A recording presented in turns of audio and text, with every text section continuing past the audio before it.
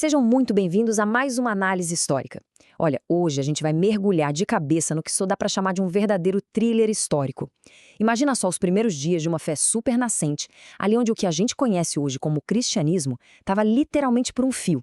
Nossa jornada acompanha um bispo do século II que, munido de uma mente brilhante e uma pena muito afiada, conseguiu desmantelar estruturalmente algumas seitas místicas poderosíssimas para salvar essa fé. É de verdade uma história fascinante sobre grandes ideias, textos antigos e uma batalha intelectual daquelas de proporções épicas. Bora lá! E a grande pergunta que guia a nossa exploração de hoje é exatamente essa aqui.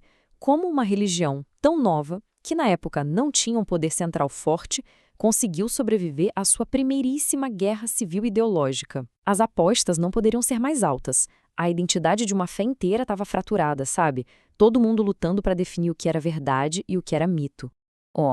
O caos cristão primitivo, uma fé fraturada. Bom, vamos pular direto para o século II depois de Cristo. E olha, esse foi um período de caos teológico absoluto. A gente não tinha um Novo Testamento bonitinho, encadernado e impresso em cada esquina.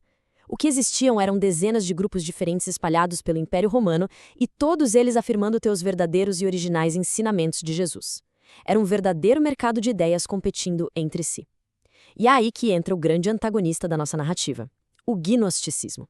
A palavra em si vem do grego gnosis, que significa conhecimento. A premissa básica da galera gnóstica era que o mundo material, a nossa carne, a própria terra, eram coisas inerentemente más. Para eles, a salvação não vinha de uma fé pública, mas sim de uma sabedoria secreta. Só uma elite detinha esses mistérios ocultos. E dá para entender rapidinho como isso atraía a elite intelectual da época, né?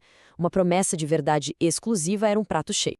E isso mostra perfeitamente a dicotomia gigante daquela época. De um lado, a crença ortodoxa em um único Deus amoroso que criou todo esse universo físico e viu que era bom. Do outro lado, a visão gnóstica de que esse nosso mundo foi criado por um demiurgo, basicamente um ser divino inferior, todo falho, às vezes até maligno, que acabou aprisionando por engano faíscas espirituais dentro da matéria física. Eram visões de mundo que francamente não tinham como se reconciliar. 2. Entra Irineu de Lyon, o protagonista. Exatamente no meio dessa zona de guerra ideológica surge a figura central da nossa história, Ireneu de Lyon. Um homem de origem grega que se viu no olho do furacão e decidiu que não ia ficar quieto vendo a tradição que recebeu ser totalmente distorcida. Para a gente entender o peso e a autoridade de Irineu, vale muito a pena olhar para a trajetória dele. Ele nasceu ali por volta do ano 130, na Ásia Menor, em Esmirna, e teve um privilégio gigantesco. Ainda jovem, foi aluno de Policarpo. E por que isso importa tanto? Porque Policarpo foi discípulo direto do apóstolo João. Ou seja, Ireneu estava literalmente um aperto de mão de distância da primeiríssima geração cristã. Mais tarde, ele acaba indo para Gália, que é a França de hoje, e assume o papel de bispo de Lyon no ano 177, bem depois de uma perseguição brutal que quase dizimou a liderança cristã da região. Mas e qual foi a arma principal dele nessa batalha toda? O número 5. Isso mesmo. Esse é o número monumental de livros que formam a grande obra-prima dele, escrita por volta do ano 180. O título em latim é Adversus Hereses, ou Contra as Heresias, e foi simplesmente o esforço mais exaustivo e sistemático feito até então para catalogar e derrubar o pensamento gnóstico. 3. A ameaça gnóstica, detectando o inimigo. O título original, completão, da obra de Ireneu já entrega muito jogo. A detecção e refutação da falsamente chamada gnose. Ele operou quase como um jornalista investigativo da antiguidade. Ele estudou minuciosamente cada detalhe, cada doutrina gnóstica, antes de tentar derrubar qualquer argumento. Afinal, não dá para combater o inimigo sem antes arrastá-lo para a luz do dia, certo? E o contraste que Ireneu expôs ficou muito nítido. De um lado, a pegada elitista e secreta do gnosticismo que rejeitava o corpo físico e criava dezenas de evangelhos ocultos.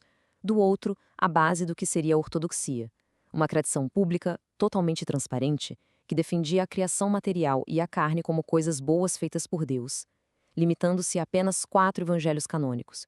Só para termos uma noção dos extremos com os quais ele lidava, Ireneu documentou seitas como as dos cainitas. Eles tinham um texto bizarro chamado Evangelho de Judas, e a lógica deles era que Judas Iscariotes foi o único apóstolo que sacou a verdade secreta. Eles argumentavam que Judas realizou tal mistério da traição de propósito para libertar Jesus dessa matéria física ruim. E a coisa piorava. Como o corpo não importava nada para eles, alguns grupos partiam para um ascetismo extremo, enquanto outros abraçavam uma vida de total libertinagem. Era contra essa confusão generalizada que Ireneu bateu de frente. 4. Defendendo a tradição, o contra-ataque. Aí vem a parte crucial. Como é que se organiza um contra-ataque desses? Ireneu percebeu logo de cara que debater filosofia mística no ar sem ter chão sólido para pisar não ia dar em nada. Ele precisava mudar o foco da discussão do que era secreto e esotérico para o que era público e histórico. A estratégia dele foi montada em 3 passos geniais. Primeiro, entrar na lógica agnóstica e expor as contradições internas deles, mostrando que aquelas ideias de vários deuses não faziam sentido racional. Segundo, puxar a tradição pública e contínua. E terceiro, amarrar cada um dos argumentos com provas sólidas nas escrituras que o pessoal já respeitava. E esse segundo passo, nossa, foi o grande golpe de mestre. Ireneu transformou a sucessão apostólica numa verdadeira arma. O argumento era muito lógico. Se Jesus tivesse de fato ensinado verdades secretas, ele as teria passado para os apóstolos, que por sua vez passariam para os líderes seguintes. Ireneu fez questão de listar publicamente as linhagens de bispos, especialmente na Igreja de Roma, traçando uma linha contínua, inquebrável, desde Pedro e Paulo até a época dele. A moral da história não tinha segredo na sombra. A mensagem verdadeira era a mesmíssima pregada abertamente em todas as igrejas pelo mundo. E então a gente chega nessa citação que é um verdadeiro divisor de águas. A glória de Deus é o homem vivo e a vida do homem consiste em ver a Deus. Com essa frase espetacular, Ireneu simplesmente demoliu o ódio gnóstico pelo mundo material. Ele joga na mesa uma visão radicalmente otimista sobre a criação. O corpo humano, essa carne modelada pelas próprias mãos de Deus, não é de jeito nenhum uma prisão para a alma. Pelo contrário, é o ápice de toda a obra divina. E para explicar como a gente atinge essa glória depois daquela grande queda no Éden, ele traz um conceito teológico denso, mas muito bonito, a recapitulação. Basicamente significa resumir desde o comecinho, fazer um recomeço. Na visão de Ireneu, Cristo entra na história como um segundo Adão. É como se a humanidade inteira ganhasse um botão de reset, restaurando aquele projeto original e perfeito que acabou sendo corrompido no meio do caminho. Olha que visão interessante. Nessa dinâmica, Ireneu não via o primeiro Adão como um ser adulto perfeito que falhou, mas sim como uma criança. Alguém imaturo, facilmente enganado e que por isso trouxe a morte. Em total contraste, o segundo Adão, Cristo, passa por todas as fases do desenvolvimento humano, do nascimento até a morte, mas fazendo tudo com obediência perfeita. Para Ireneu, a história humana não é uma tragédia irrecuperável, mas sim uma educação progressiva da humanidade rumo à vida eterna.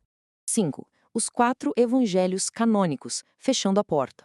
No mundo inundado por textos exóticos e falsificações para todo lado, era urgente bater o martelo e definir quais livros realmente contavam a história verdadeira. Ireneu é a testemunha mais antiga que chegou até a gente. Abateu o pé dizendo que deveriam existir exatamente 4 evangelhos, nem mais nem menos. A analogia dele era poética. Assim como existem 4 ventos principais e 4 cantos da terra, a igreja precisava de 4 pilares. Ao defender de forma incansável que apenas Mateus, Marcos, Lucas e João tinham a verdadeira marca apostólica, ele fechou a porta na cara das dezenas de textos apócrifos gnósticos, ajudando a moldar definitivamente o Novo Testamento que conhecemos. E olha só, essa defesa apaixonada do mundo físico entrava direto na questão da Eucaristia. A lógica de Ireneu para encurralar os opositores era impecável. Se a matéria é tão ruim, e o corpo tem que ser totalmente desprezado, porque o próprio Deus usaria elementos físicos do dia a dia, como pão e vinho. O simples fato de que essa matéria terrena recebe uma bênção divina prova que a nossa carne humana não está destinada à destruição, mas sim à ressurreição. Genial, não acha? 6. Um legado duradouro. De Lyon aos dias atuais. Entrando aqui na nossa reta final, a gente precisa parar para observar o impacto de longo prazo dessa mente brilhante. Ireneu não só venceu os debates da época dele, como também construiu uma fundação para que a fé cristã mantivesse sua coerência por milênios. A grande ironia é que ele quase foi esquecido durante a Idade Média, já que os textos originais em grego se perderam. Foi só na época do Renascimento, ali por volta de 1526, que o humanista Erasmo conseguiu publicar o que sobrou dos textos em latim. Em 1904, aconteceu um verdadeiro milagre literário, com a descoberta de um texto dele perdido que havia sido traduzido para o armênio. A força da obra dele é tão atemporal que mais de 1.800 anos depois de sua morte, em 2022, o Papa Francisco o nomeou oficialmente como o Doutor da Unidade. E tudo isso deixa a gente com uma pulga atrás da orelha. Hoje, em plena era da informação, percebemos que a sociedade moderna continua fascinada por conhecimentos esotéricos, por verdades secretas, e muitas vezes mostra até um desdém pela realidade física, preferindo se esconder em mundos virtuais. Ou seja, aquela fome humana por uma verdade oculta não ficou presa lá no século II, o que nos leva a pensar.